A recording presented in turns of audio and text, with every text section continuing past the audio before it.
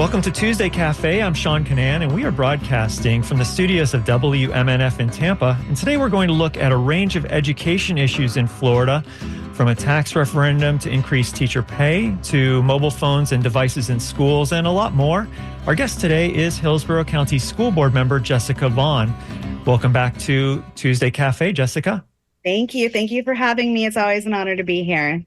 I'm so glad that you could join us. So we've got a lot to talk about in this hour, and let's start with mobile devices, electronic devices. Last week, the Hillsborough School Board continued its discussion about its mobile phone policy. So what are the problems in schools that the policy is trying to solve? Oh, goodness. Well, essentially, I would say, obviously, there's distraction, right? During instructional time, if it's not needed for class, scrolling social media, not paying attention. But then on top of it, there's kind of this added element of bullying each other or using social media to target each other. So it's kind of a twofold problem where it's distracting from instructional time, and it's also kind of fostering an environment where, there's more negative energy going towards each other when it comes to students or other faculty members. So it's really become a big problem in our schools. What is this school district's current policy when it comes to devices like smartwatches, earbuds, and mobile phones? So our current policy is pretty vague. I mean, it does say that it should be turned off and put away. It says, if you violate that policy, your phone might be taken away. But it's really been used more up to the discrepancy of each individual school. And each individual school has kind of fostered their own policy, which has been confusing, especially if students have switched schools and they were used to one policy. So I know at the board level, we want to put more teeth in it, make it more unified, make it more clear for families and schools and everyone. So that's where the new proposed policy comes from. Some of the board members want a complete ban on mobile phones at schools, but you're not one of those. No, I mean, I think it's a really delicate issue because for the most part, unfortunately, I feel like, and obviously it's not all across the board, but most of our staff members, our teachers, our administrators, they really see the value in the mobile device ban, whereas parents feel a little more anxiety around it. They want to be able to have access to their student in case there's emergency. Sometimes they support their students just kind of helping them stay organized, or they want to be able to keep in touch with them. So there's a lot of anxiety from our families around this policy. And I have to represent both. So I try to bring in both sides of the perspective when we're discussing this policy. So the discussion last Tuesday and others, where are we kind of headed perhaps with the where the policy might end up? So the most recent version of the policy, which if people want to take a look at it before we vote on it in July, we have all our agendas online, and it was included in the last agenda. So people can actually go on board docs from our website and look it up. But essentially it says that for every time that a student's in school, that the device, whatever device they have, that means smartwatches, cell phones, if there's any other kind of electronic device, needs to be put on silent and put away in their backpacks throughout the day. Now, there are exceptions for that. If a teacher gives you authorization to use it for instructional time or the assignment, or I know that there are some schools where you can earn mobile device time as kind of part of their positive behavior reinforcement plan. So you can use it in those situations, or if there's a medical emergency, if it monitors your blood sugar and it alerts your family or something like that, or if it's even built into your IEP or your 504, then you can make an allowance for the electronic device. So there are different approaches to banning electronic devices in classrooms. You mentioned some of them, like they have to be turned off, or they have to be stored in lockers, or not bringing them to school at all. So it sounds like you're kind of leaning toward the device might be with the student most of the time, but it has to be silent, which means that people can still get alerts. The kids can still get alerts, but they just can't interact with them unless it's a situation in which it's allowed. But in between classes, maybe they could use them, or at lunchtime? There's no allowances for that in the cell phone policy as of right now, and they shouldn't be on the students. So while they'll be on silent, they should be in their backpacks and put away. So even if they get a notification, it shouldn't be disruptive. Now, again, one of the questions I'm going to ask when we actually vote on the policy, because last week we essentially just allowed it to be published in the newspaper so that when we go to vote on the policy, everyone's had an opportunity to know that we're bringing this policy forward. But one of the questions that I'll ask again is, if there's, aside from instructional time, if the school has allowances for students to earn access to their mobile devices, like we mentioned with, okay, you've done great all week at lunch, here's one area where students can use it, if that's going to be built in and allowed in the policy. I still have some questions about it going forward, so I hope next month to get those answers before we vote on it. How is enforcement happening right now? Are there problems with enforcement, and is this one of the things that you're trying to kind of solve with with getting a new policy? I would say absolutely, yes. It's one thing to kind of, when you're an administrator and you're trying to enforce no cell phones or no electronic devices in your school, to point to our current policies. But again, if there's a school down the street that does it differently and parents are used to that, then there's some question about where that enforcement comes from. Now, I think with such a stronger policy at the district level that's very clear that we've discussed, it will be more clear across the board what our expectations are. Now, again, enforcing that in schools is a challenge, right? We're definitely putting more responsibility. If there's a school who hasn't really seen a need for it, and this is going to be a newer policy, kind of rolling that out and enforcing it is going to be a challenge. So we have kind of talked about this. Is this going to put more burden on our educators? What is that going to look like? But I can say overall, the feedback that I've gotten from our employees is it doesn't matter. We want this policy. Cell phones are causing such a problem in our schools. And there's a difference between high schools, middle schools, and elementary schools. Can you lay that out as well, please? And so not in this policy, there isn't. I was hoping for something like that because, again, I know that some of the feedback we've gotten is in middle and high school. Can the students use it, like you said, in passing classes or in between periods? And the policy as written doesn't make any kind of extreme certain, it's allowances for that. It doesn't allow for that. I think that there should be more allowances for that. But again, it doesn't seem like that's the will of the board. So as written right now, the policy doesn't contain that. Our guest is Hillsborough County School Board member Jessica Vaughn, and we're speaking about education issues in Florida. I'm Sean Canan. This is Tuesday Cafe. We're broadcasting from the studios of WMNF. And I want to read a little bit about a Pew Research Center survey that came out recently.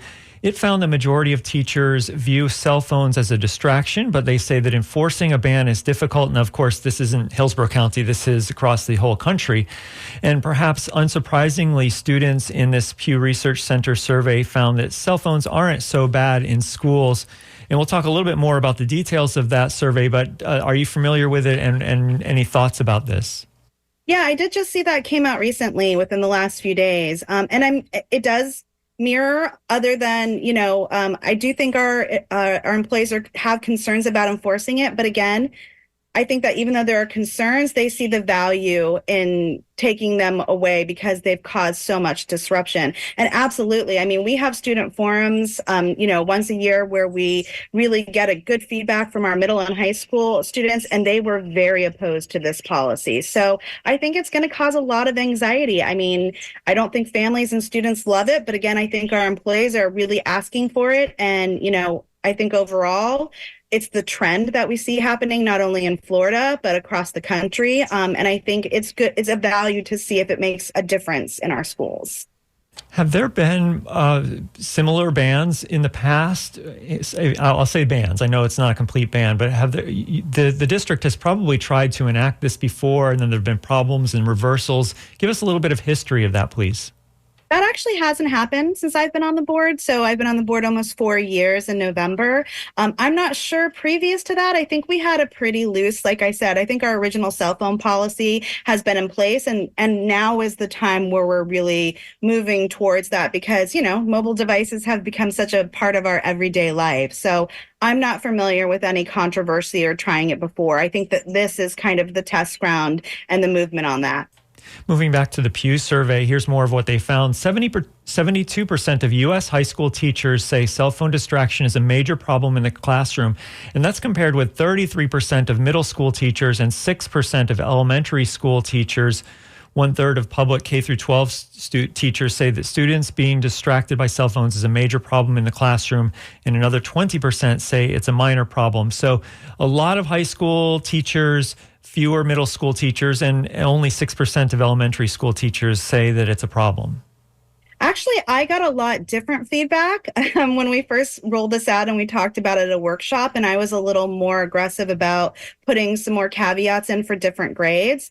I got a lot of feedback from elementary school teachers in general that really want cell phones out of the classroom. I was surprised. And we also did our own survey. We did an internal survey with families and teachers. And, overwhelmingly, again, teachers across the board, obviously high school and middle school more, but said that they saw the value in removing mobile devices out of our classrooms. Parents were a little bit less. I think it was like 50 or 60% of parents who engage. But, surveys are the people who feel passionate about it. So you're going to get more feedback from people who engage in surveys. Removing electronic devices that the students would bring to school, that's not the same as having no technology in the classroom, is it? Oh, absolutely not. No, we really used the money that we got from all of our ESSERS funding to really be aggressive about technology. That's how the previous superintendent really outlined it. So we have one-to-one devices in almost all of our schools. We have new really amazing smart boards in our classes. We're adding audio to our classrooms where teachers can basically broadcast through a mic what's going on. They can actually even translate. Students have headphones. So we've been very aggressive about updating our technology, and we have focused on that here in Hillsborough County. In wrapping up the information I have from that Pew survey, they also surveyed students, and 7 in 10 teenagers age 13 to 17 say there are generally more benefits than harms to people their age using smartphones. And 45% of the teens say smartphones make it easier for people their age to do well in school, compared to 23% who say they make it harder. And another 30% say smartphones don't affect teens' success, that is, in school. So very different point of view from the students versus the teachers and maybe even the parents of how they feel about the use of mobile phones in schools. Yeah. I mean, as I mentioned, I think the students are very attached to that, and I do see value in it. I think we should listen to our students. But at the same time, firsthand, you can walk into a school and you can see how distracting the electronic devices are. And so, our number one priority has got to be making sure that we have as much engagement as our instructional time as possible. And yeah, as a school board, we really have to honor that. I would say that I encourage anyone listening who feels passionate, whether they're an employee, whether they're a concerned citizen, whether they're a student, or whether they're a parent, to really engage with us over this policy. You can email school board members about it. You can come to our meetings, which are, at 4 p.m. on Tuesdays, and give public comment. I personally like as much community feedback as possible when I'm making these decisions. So again, if any of the listeners feel passionate, I really encourage them to engage with the school board before we vote on this, which I believe is July 26th at our Tuesday board meeting. And so if on July 26th this passes, it will go into effect in the upcoming school year, which begins August 12th. Is that right? It's July 23rd. Sorry, I reviewed my calendar. It's July 23rd. Absolutely, yes. And it will really be rolled out in the new school year. That's why we wanted to bring it across during the summer. So when the new school year starts, there's no question about it. We can roll it out with uniformity and be very aggressive about making sure everybody understands the policy. And we've been talking about Hillsborough County so far. I want to mention, just so our listeners know, what is happening in Pinellas. And, okay.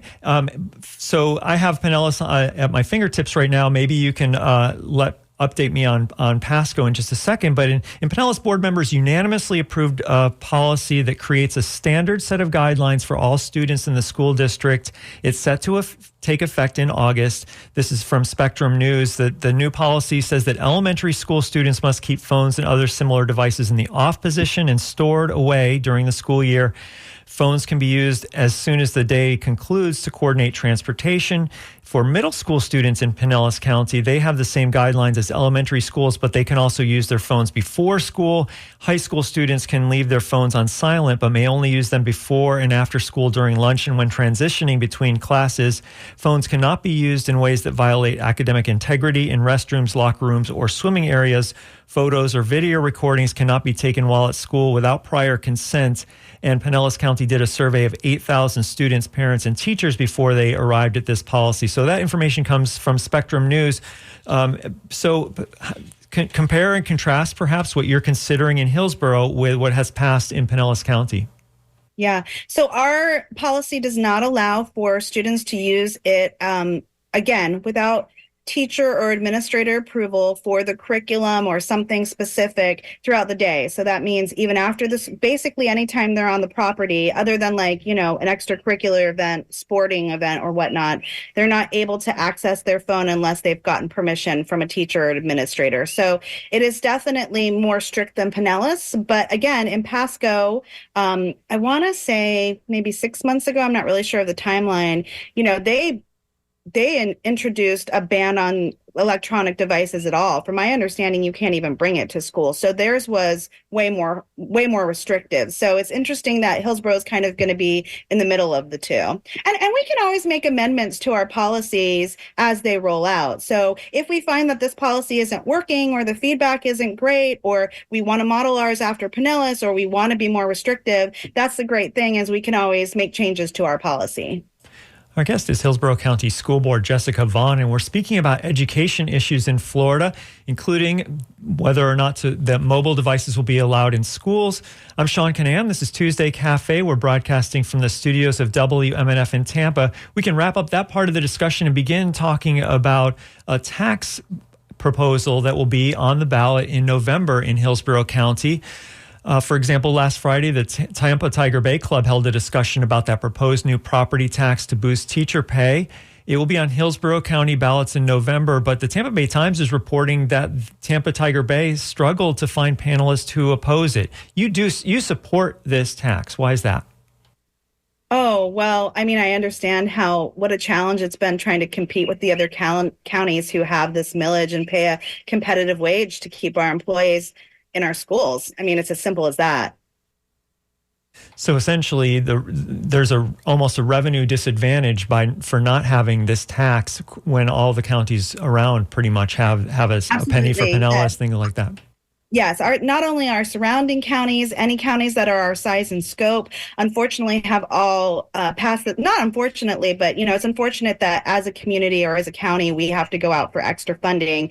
It would really be better if the state funded us in a way where we didn't have to self-fund, but absolutely. So it's an extra revenue source. Specifically, the way that we're putting it on the ballot is absolutely just to make sure that we can increase salaries for our teachers, but all of our employees, and make sure that they have a livable wage. And when other counties have this supplement and we don't, it doesn't matter how much, out of our funds and revenues that we get from taxes and from the state. If we raise it, if they can always offer this extra amount of, like a supplement or a bonus to retain or attract our teachers, our county is big enough where it's not that big of a deal to drive over to Pinellas or Pasco to, make an additional $2,000 or $3,000 again when our employees are fighting for a livable wage. I mean, if you pay attention, I think we're dead last, 50th in the state as far as our funding that we get for public education. And again, that translates directly to being able to pay our employees who are in the classroom. So for me, this millage is essential. It's interesting that you point out that the state should be adequately funding the education. Well, the Florida Constitution requires that the state adequately fund public education. Yet it sounds like you might think that it isn't happening. Absolutely. I mean, within the past few years, the state has been more generous in per pupil allocation, which is the money that they allot us for every student that we have. But there's a lot of complications with that because they've also removed other funding sources for categoricals that they've given us. So we have to shift money around to pay for those missing categoricals monies that we used to get, as well as with student choice expanding. If we have less students in our school, even if we raise the pure pupil money, if we're losing 8,000 students every year, that's less money being generated. And on top of that, now we're being a little more aggressive per pupil funding. But, for 10 or 12 years, we didn't have any raise in that per pupil funding. So even if we're starting to catch up now, it's been a deficit for years and years and years. So we're so far behind that even these small incremental allocations isn't getting us anywhere where we need to be. And we'll talk more about the idea that students might not be choosing public education as frequently now as they have been. We'll get to that later in the show. I want to continue to talk about this tax that's on the November ballot. So the proposed tax will be $1 assessment for every $1,000 in assessed property value. It's the kind of arrangement that, as you mentioned, exists in a lot of Florida districts already. But a similar ballot measure was rejected by voters in Hillsborough County 2 years ago. So how would you compare the political mood right now to then, and whether this tax has a chance of passing in November? Well, I think it's challenging, right? Because we have inflation that's gone up. So it's harder for people to commit to, an additional tax, especially our homeowners on fixed incomes, which I think is a huge challenge. There's so much anxiety about the economy right now. However, I also think that we've done a much better job in instilling trust and transparency around what this looks like and why we need it.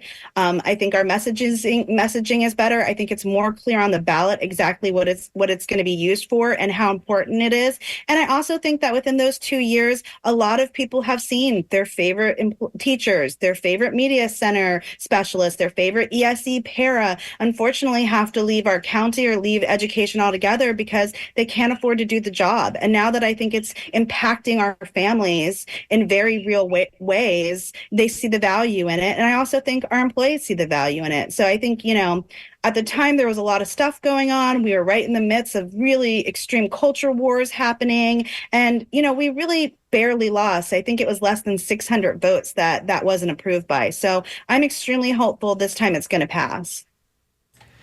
I want to remind people that our guest is Hillsborough County School Board member Jessica Vaughn. We're speaking about education issues in Florida. I'm Sean Canan. This is Tuesday Cafe, broadcasting from the studios of WMNF in Tampa.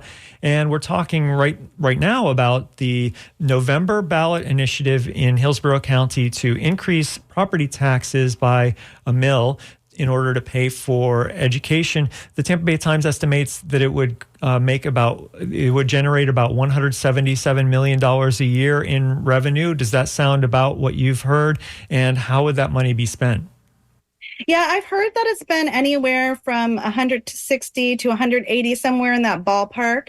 And the superintendent has been very clear that he wants to give, I believe, a $4,000 supplement to every single one of our teachers and instructional staff. And I want to say a $2,000 supplement to our support staff, that looks like our paras and our ESE, our cafeteria workers, our other support staff who are not supporting in the classroom directly with instructional every single day. Now, I believe that 90% of that is going to go towards salaries, and I think there's 10% that we will have a little flexibility with as far as making sure that we, expand all of the programs that people really like, whether it's making sure that we keep all of the arts in our schools or some other things. But I believe 90% from the last time the superintendent talked about the funding is going to go directly to our employees' salaries. And we talked earlier that the other day there was a Tampa Tiger Bay Club meeting about this tax, and that of the 5 panelists, only one person, that's Temple Terrace City Council member Allison Fernandez, opposes it. She wants, and this is according to the Tampa Bay Times, she wants the school district to perform a full and comprehensive financial analysis to find where you're spending on redundant contracts, where you have superfluous administration downtown, and where you're staffing schools in the wrong locations before I would ever agree to a new tax. That was a quote from Allison Fernandez with Temple Terrace City Council. What are your thoughts on those critiques of how the school district spending the money? I find them to be disingenuous. If you've really paid attention to our school board meetings and how aggressive we've been around any contract that comes before us, asking questions, finding the value in it, we absolutely have been very aggressive to make sure that we have the right unit allocation at every single school, doing attendance reports repeatedly to make sure that we're not over allocating. There's been great downsizing when it comes to district staff and what that looks like, and sometimes even to a detriment. Sometimes those positions have been really needed and people are scrambling to fill in the duties of what that looks like. I mean, I really feel like we've been cut down to the bone, and we've been very reflective and responsive to that.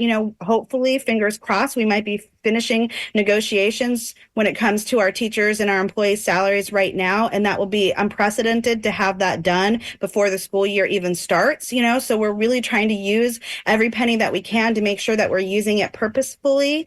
And I think that's been very clear if you've watched our board meetings where we ad nauseum talk about almost every single penny that we're spending. So again, I don't find value in that statement.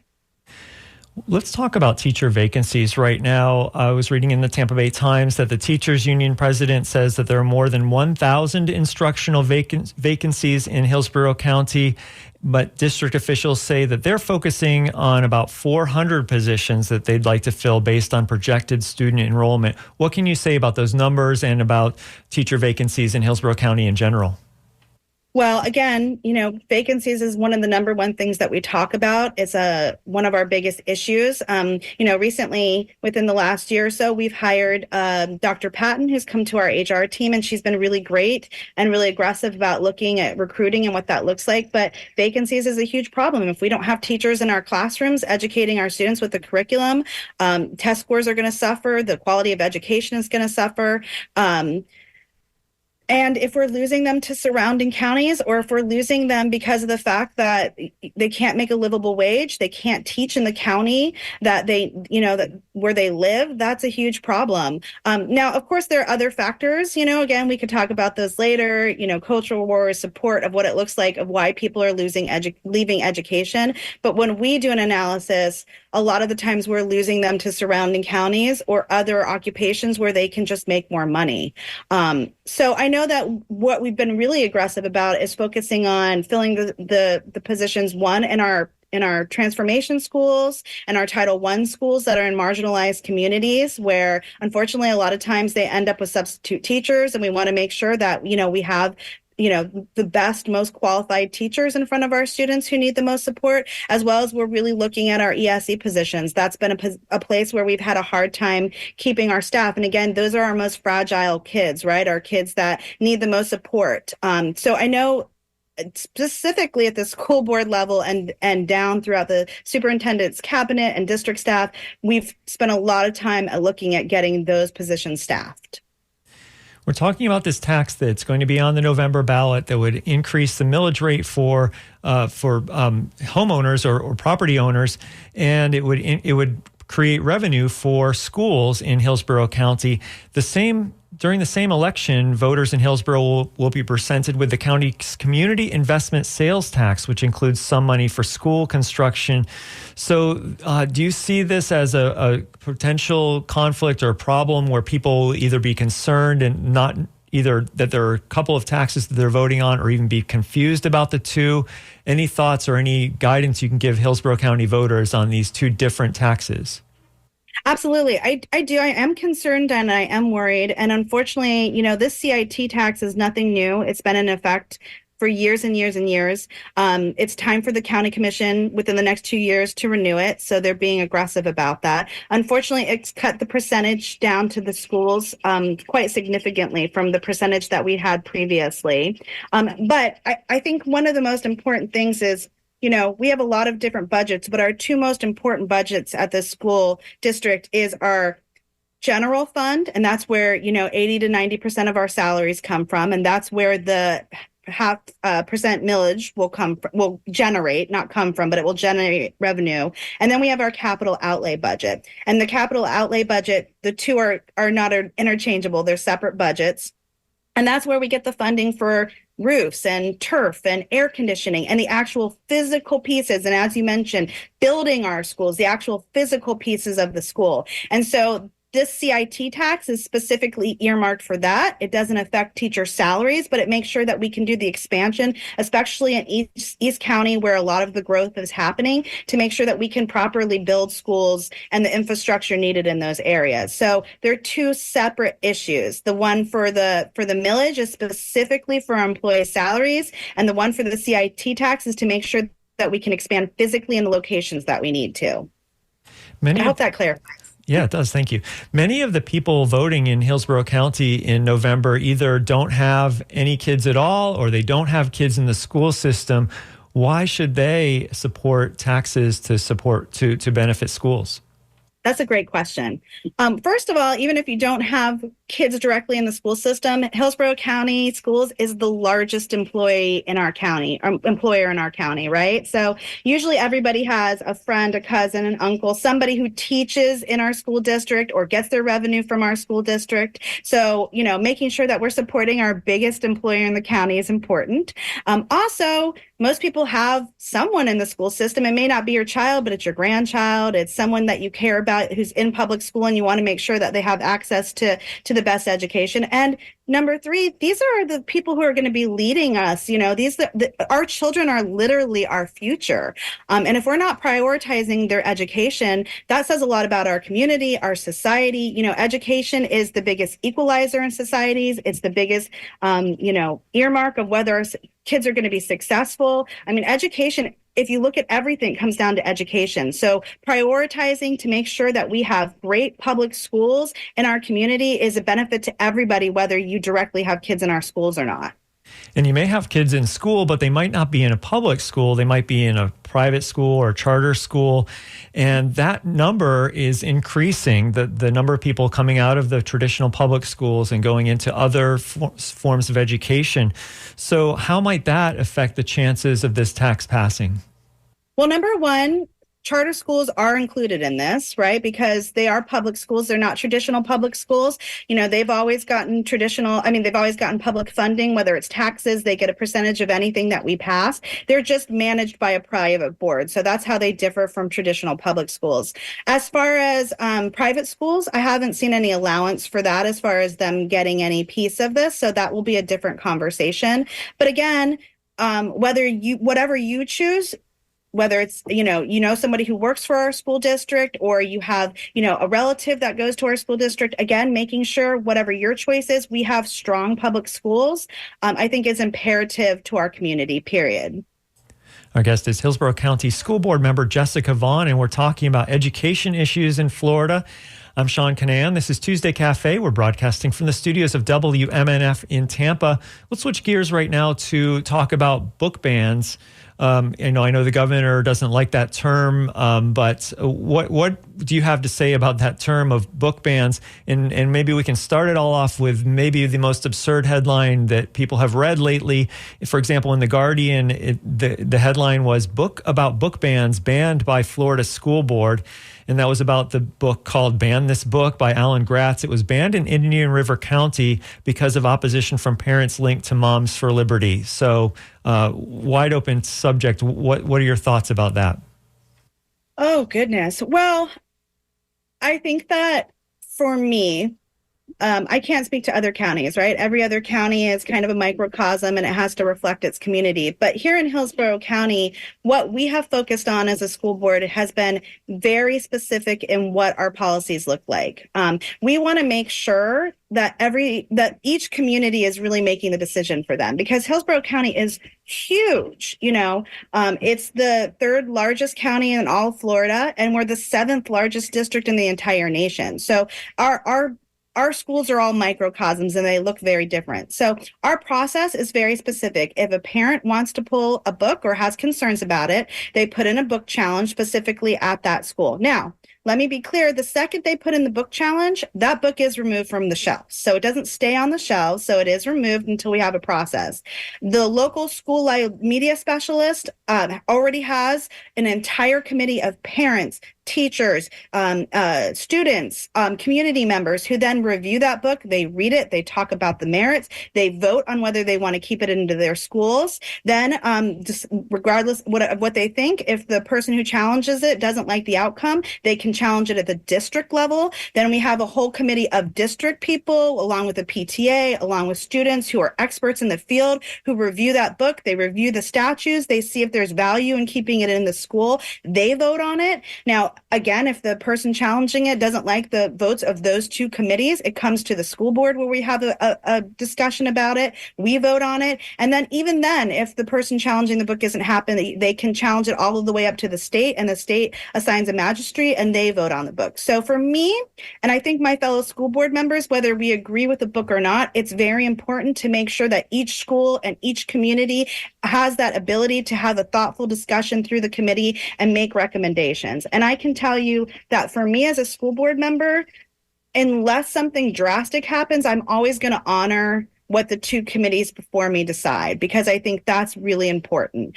So we've been very, very stringent about keeping those policies in place and allowing each individual school to really have input and make those decisions. So that's where we are in Hillsborough County. And we've talked during this interview kind of a lot about how public school enrollment is going down. And what do you think some of the reasons are for that? It's school enrollment, public school enrollment in Florida is not increasing as fast as population growth is. For example, in Flagler County, the Tampa Bay Times is telling us that officials say the expansion of state-funded education options is the key reason why in Flagler. What about here in Hillsborough and other parts of the state? Yeah, I think that there's a lot of concerns about what's being taught in schools, right? And I do believe, like, again, to reference the culture wars, that whatever side you're on in these culture wars, there's concerns about indoctrination in our school, right? If you're very conservative, people are concerned about what the books are or what ideologies are being taught. If you're more liberal, there's concerns that there's more of a conservative agenda being pushed, whether it's, anti-socialist and communist day, or teaching kindergartners that communism is bad, or whether they're worried about PragerU coming into the schools and more of a conservative. So I think on both sides, people are nervous, especially some of our, Black and brown communities, when there started to be legislation that, talked about slavery benefiting Black people, Black communities. I think that's been problematic, and that there are concerns about whether we're whitewashing history even more. So I think with all of these concerns that have kind of been stoked by the culture war, and then the expansion of school choice, where now you can get a voucher and you can go to a private school and take that if they accept it, or you can do homeschooling, people are taking advantage of that. I know that I read an article a few months ago that said, based on the data they could find, Hillsborough has the most homeschool students in the entire state. And so, for every student that makes a choice that isn't our traditional public education, that's less money in our budget. That's less money that we have to work with. And that's, a concern. And one of the reasons, unfortunately, that we, again, have to prioritize traditional public education as a community and ask for a millage directly. And one of the side effects of what you're talking about this decrease in public school enrollment, is that some schools closed. And so what can you say about Hillsborough County schools that might be closing? And what do you think that the role is in that of the Florida legislature's push to kind of privatize some education through vouchers and so forth? Yeah, it has been incredibly hard to watch those schools close. They all had a community of students that were invested, parents who were invested in those schools. But unfortunately, even though I didn't vote for those school closures, I understand why my fellow board members did. You can't, spend a lot of money on schools that have low enrollment. When we're cut to the bone and we're scrutinizing every single penny we have, it's hard to justify salaries for, full staff to keep a school open if, it's at a quarter or a third of the enrollment that's intended. So we've had to make some really hard decisions. And again, watching schools like Kimball or Adams close has been heartbreaking and really hard, but it's the trade-off for school choice. And the state has been very transparent about that. They've given several statements where the articles have been written that essentially say the trade-off for school choice is, the closing and downsizing of traditional public education. And unfortunately, in Hillsborough County, that hurts our marginalized communities the most. We already have an issue where it's hard for a lot of our families who don't necessarily have transportation to come back and invest in their school for extracurricular things, whether it's sports or it's things that, really keep a lot of our students coming to schools. When you look at it, a lot of times they're coming just for that music program, or they're coming just to play that sport. And a lot of our families already can't take advantage of that because they live so far away. And when you close a school and you displace them and you put them further away, that gives them less opportunity to partake in the community things that school offers. So it's been very challenging. Earlier, you talked about the culture wars that are happening in Florida. Let's talk about how that's impacting people in schools, especially maybe we can start with transgender students in schools. How are they being impacted by what's happening in Florida? Gosh, I mean, not just transgender, but the whole LGBTQ plus community.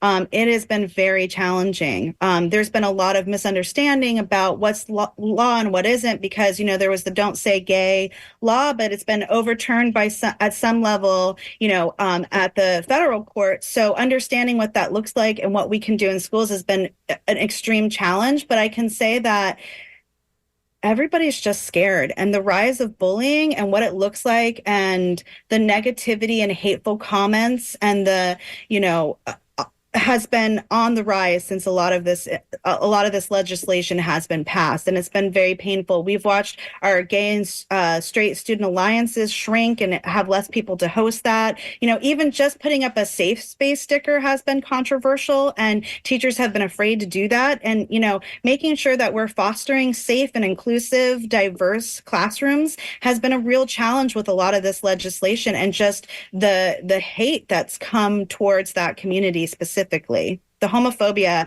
is just on the rise, and it's really concerning, because it's not just words. I mean, if you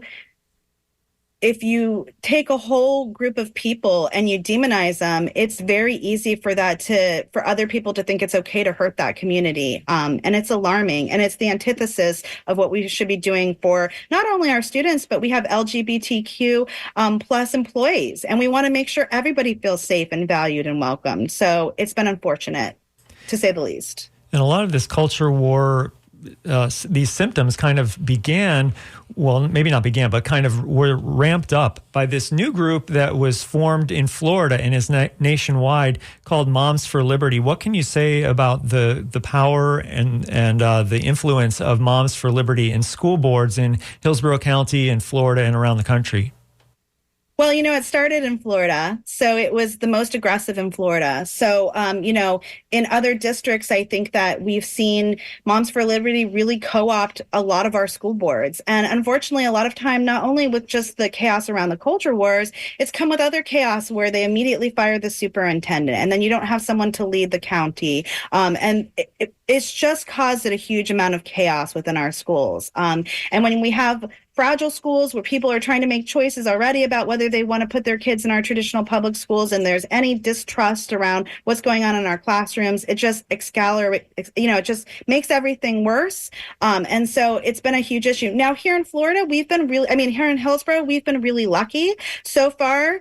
We haven't had that influence really in our board. Now, this election that's coming up, 3 of the school board members out of the 4 who are challengers, our opponents directly are either being, either are in Moms for Liberty, or they're being sponsored for Moms for Liberty, or Moms for Liberty is helping. So this could be the crucial turning point this election, where our board does end up with a majority of Moms for Liberty, depending on who shows up to the poll and how they vote.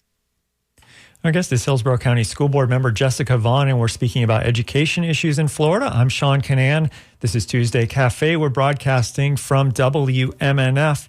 Let's talk for a second about artificial intelligence, if you don't mind. How is Hillsborough County dealing with the potential for students to use AI on assignments? So that's a really good question. I know that since it's been popping up, we did have some discussion at a workshop about what that looked like and what we're putting in place for that. I know that one of my fellow board members, Member Gray, has been very concerned and aggressive about that, and really wants to have a workshop so we start talking about what that's going to look like. I don't know if that workshop's gotten approved, because I think the timing of it has been challenging. We've had a lot of issues over the summer that we've had to deal with. So I think that's still in flux, and I think we'll know within the next year really what that's going to look like. Let's move on to a policy, a law that was created by the Florida legislature, signed by Governor DeSantis, allowing armed guardians in Florida schools. The Brevard County Sheriff's Office has begun training its first group of armed guardians. Is that something you think might be coming to Hillsborough County? I do not think as of right now that's coming to Hillsborough County. I haven't seen any appetite from the board for that. I know there's a lot of concerns once you start opening up who has weapons in our schools, there's a lot of concern about that. We have a really amazing security team led by Chief Newman, who actually, wins awards for kind of modeling what security should look like around the state in our schools to make sure they're safe. So I have not seen that come up. Now, again, when you talk about Moms for Liberty or culture wars, any change on the board of what, with it when it comes from Moms for Liberty could absolutely change that. A lot of that is driven by arming teachers or having armed guardians in our schools. That is a priority of Moms for Liberty, as well as whether we're talking about having chaplains in our schools or different things that are coming out of the state legislation. But right now, again, I have not seen that from the current board makeup as anything we're talking about. The Florida legislature has also allowed local jurisdictions in the state authority to monitor school zones for speeding, and that includes allowing cameras and fines to keep violators in check. In fact, WJCT is reporting that 5 Florida school districts will begin to use these cameras on school buses that monitor that when the stop arm is out to capture video of cars that illegally pass stopped buses. So is this something that Hillsborough County might consider? Yes, we're absolutely participating in that. We've passed several agenda items for what that looks like. We've also, as a board, we were quite aggressive in lobbying Tallahassee to make sure that we could have access to those fines, and not only have access, but to make sure that we could have the flexibility to use them, not towards just improvements on our bus, but again, also towards our bus driver salaries, because that's one of the critical shortages that we've had. When you have Amazon who can pay their drivers, substantially more than what we can, making sure that we have drivers to safely support our kids around our massive county has been a priority. So absolutely, it's something that we've partnered with the state a lot on and been aggressive to make sure that we have access to that funding. And, I'm not excited about people breaking laws and putting our kids in danger, but I am excited that, we'll be able to access some of that funding. What about vaping in schools? Is that a problem in Hillsborough County schools? Absolutely. Yeah. It's a gigantic problem. And again, one that I really anticipate there's going to be a lot of conversation about in this next year and what that looks like. And not even so much the feedback isn't necessarily from our employees. It's from the students themselves. We've had quite a few students look at wanting to bring policies forward about vaping, whether it's, I think that they now have like vape detectors that you can put in bathrooms specifically and what that looks like, and letting us know what companies that looks like. When we have our student forums, that's always a gigantic concern. I know if you look at our discipline rates, a lot of it is revolved around vaping and what that looks like. So honestly, yeah, that's something that I feel like is a crisis in our school, and that we're going to have to be aggressively looking at how we can mitigate that issue. There's been a Hillsborough County Public School on the campus of USF Tampa for a while. It's Pizzo K-8 school, but it might be looking for a new home because USF is looking for higher rent. This is according to WUSF. And the school's teacher training program with USF is also coming to an end. What is the value of the Pizzo K-8 school, and what are the chances of it staying at USF? Oh, this one's a tough one because when I was at USF, I did a lot of stuff there as a student intern, and I love Pizzo. It's my school in my district.